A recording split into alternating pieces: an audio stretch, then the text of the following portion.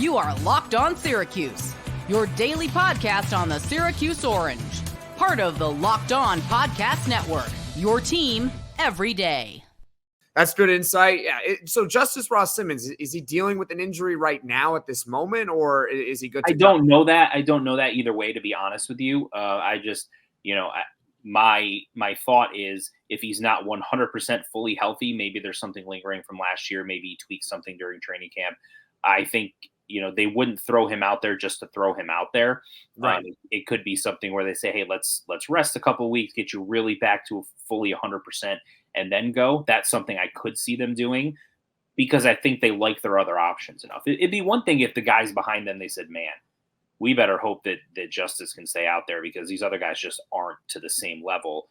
But because guys like Hatcher and Gill have had strong camps and they've got Meeks there as well with his experience he brings from Georgia, I think they feel pretty good that they wouldn't have to throw Justus out there if there was something going on. All right, fair enough. So I think that's good for the wide receiver aspects. Obviously, now let's talk a little bit about quarterback because we got a battle going on. Of course, Kyle McCord in danger of losing the starting spot. No, I'm kidding.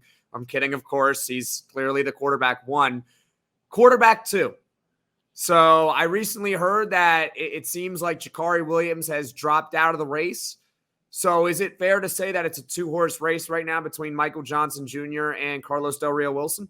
Yeah, not too big of a surprise there just because he's a true freshman and not just a true freshman, but wasn't here during the spring, right? So, with Marcellus Barnes that we mentioned earlier, yeah, they've got a lot of talent in the secondary. The advantage he has is that he was here in the spring. So he got to go through that, get coached, learn the system, learn the playbook and all of that, which helps him when he gets to training camp and can get back to just letting his natural talent show itself.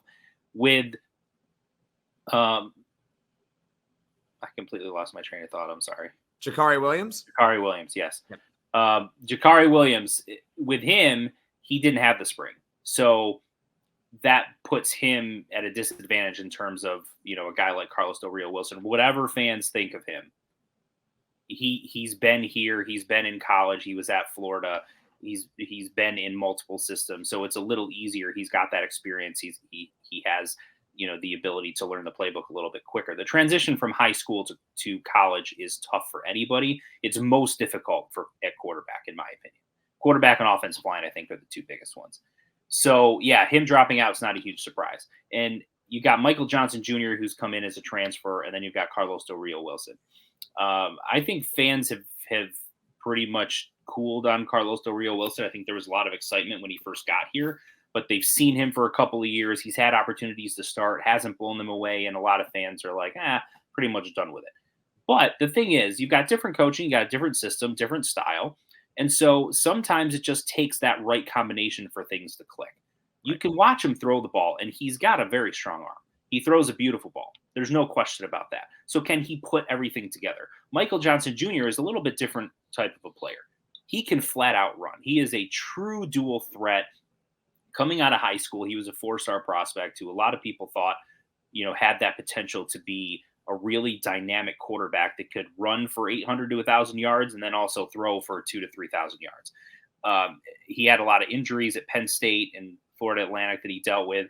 Now he's healthy, played a little bit at FAU last year, primarily as a running back, but he's taken command of the offense. He's looked good during camp, and I think the Syracuse coaches feel confident with him should they have to put him in. And because of his playmaking ability, his speed, his ability to run the ball, I don't think it would be too big of a shocker if they got into certain situations and threw him out there as kind of like a wildcat quarterback type of thing.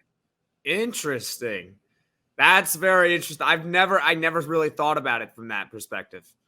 That he could be used. Think about how they announced him coming. Is when they put out the graphic that he was a weapon, that offensive weapon. Yeah, and so that has stuck with me. That I know he's a quarterback by trade, right? And I know Syracuse needs a quarterback, so him being in the backup quarterback battle makes sense. But the offensive weapon thing has just stuck in my mind. I'm like, are they going to line him up in the slot and do a reverse pitch to him where he can then turn around and throw the ball? Are they going to line him up in the backfield next to Kyle McCord, and then you could do all sorts of things there? And nothing would really surprise me. And we don't know how creative, how risk averse or not risk averse these coaches are, because it's all new. We don't know how they're going to, call plays and attack game plans, et cetera. But I think he's a weapon that they could find ways to utilize this season. Okay. So, because my thought has always been if they're going to go Wildcat, you would use Dan Villari. Yeah, Dan Villari would make perfect sense. You would have I guess you could have Villari and Michael Johnson back there. That would be very, very interesting to see what happens. Options. You've got options. Dare I say they do you don't know who's getting the ball off the snap? Like you just put Villari and Johnson in the shotgun next to each other, and you just don't know who's getting the ball. Or split them next to Kyle McCord, and then you could do a direct snap to any of the three. I mean, the possibilities are endless. So let's let all of the teams that have to play Syracuse try to figure out if any of that's going to happen, because the more time that you have to spend thinking about that, the better it is for Syracuse and the coaching staff. I'm going to have trouble figuring it out too, and I'm just going to be watching. Good thing I'm not an opposing defense who has to worry about it. Right. So, Mike, when you take a look at the roster, what do you think are some of the strengths of the team? Well, I think wide receiver is really deep. I think their offensive skill position talent is excellent. Tight end might be the best, most deepest position, might be the best tight end group in the ACC, one of the best tight end groups in the country. You've got Dan Villari. We saw what he did last year when he was thrown in to be quarterback. But before that, he was playing pretty well at tight end before, they lost the only quarterback on the roster that could throw the ball, seemingly. So, and the way that he took over that role as the Wildcat quarterback and running the ball and all of that, I think it says a lot about him, his competitiveness, who he is as a football player. And he's your backup. And then the guy you've got starting in front of him was an All-American a couple years ago, All ACC first team guy. And so, yeah, I think that tight end group is incredibly deep. They've got a lot of skill position talent. Linebackers, I think, are really good. If they're going to be playing a lot of 4-2-5, that means you're going to have two linebackers out there on the field most of the time, which you would expect would be Marlo Wax. And I think your other guy depends on certain situations, but Darren McDonald's going to be out there a lot. Anwar Sparrow's going to be out there a lot. Guys like Zion Moultrie-Goddard, we've seen some good things in the spring, and I think he's got an opportunity to play. They've got some talented freshmen that have come in.